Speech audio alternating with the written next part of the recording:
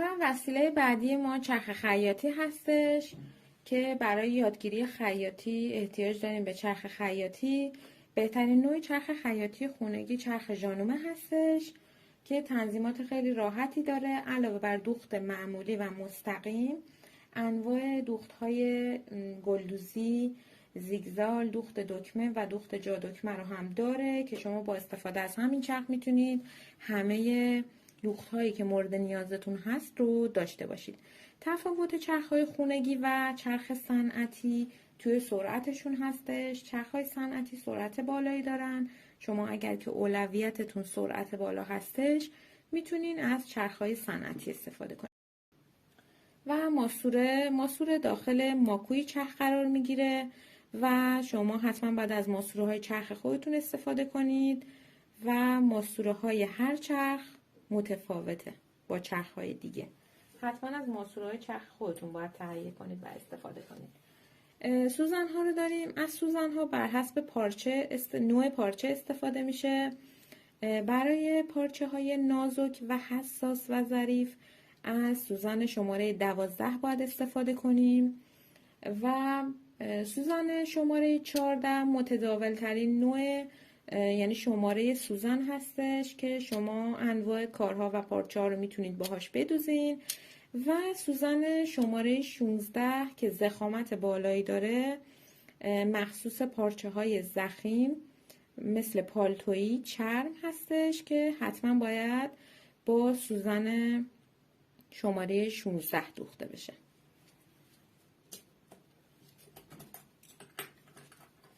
پایه های چرخ رو داریم. باز هم زمانی که چرخ رو تهیه میکنین یک سری پایه ها باهاش هستش، ولی اگر نبود شما میتونین خودتون تهیه کنید. پایه ها انواع و اقسام مختلف پایه ها وجود داره که کار شما رو برای دوخت خیلی راحت میکنه که شما میتونین استفاده کنین و خودتون تهیه کنید. پایه معمولی رو داریم. پایه معمولی برای دوخت مستقیم و معمولی هستش که معمولا روی چرختون هستش. پایه معمولی.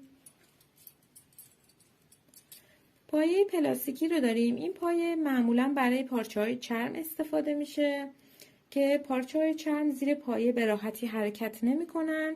یعنی شما پارچه چرم رو نمیتونید با پایه معمولی بدوزید. حتما باید از این پایه ها ببندید که خیلی کمک میکنه کارپیشبر چرختون راحت‌تر حرکت کنه و این پایه معمولاً برای پارچه های چرم هستش.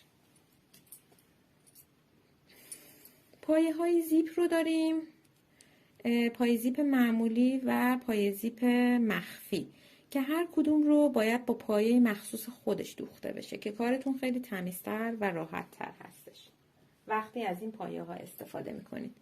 پایه چین دوزی رو داریم. این پایه رو وقتی که شما میبندید با استفاده از شل یا سفت کردن نختون و یا درشت و ریز بودن دوختتون میتونین این پایه رو تنظیم کنین که به چه اندازه چین بده پارچتون رو. حالا چین های درشت‌تر میخواین یا چین های ریزتر. با استفاده از این پایه به راحتی شما میتونین چین دوزی کنید. این هم پایه نواردوزی هستش. معمولا برای نواردوزی، گاندوزی و دردوزی کار ازش استفاده میشه که خیلی کارتون رو تمیز و کارتون رو راحت میکنه که کاربرد خیلی زیادی داره. این هم قیچی نخزن هستش. همونطور که قبلا هم گفتم زمان دوخت باید ازش استفاده کنیم که نخهای اضافی رو به راحتی میتونیم باهاش بگیریم. و لای چسب رو داریم. لای چسب ها انواع مختلفی داره. لای چسب هری، لای چسب زانفیکس و لای چسب کاغذی. این لای چسب کاغذی هستش. فعلا ما با همین کار داریم که یک طرفشون لای چسب ها براق هستش که با استفاده از بخار اتو روی پارچه میچسبه. معمولا توی یقه ها، توی دمپای کار و سجاف یا تاج آستین از لای چسب استفاده میشه که برای ایستایی بهتر اون قسمت ها ما از لای چسب استفاده میکنیم. لای چسب زانفیکس رو داریم که معمولا توی دمپای کار ازش استفاده میشه. هر جا که از لای چسب زامفیکس استفاده میشه دیگه ما اونجا هیچ دوختی نخواهیم داشت.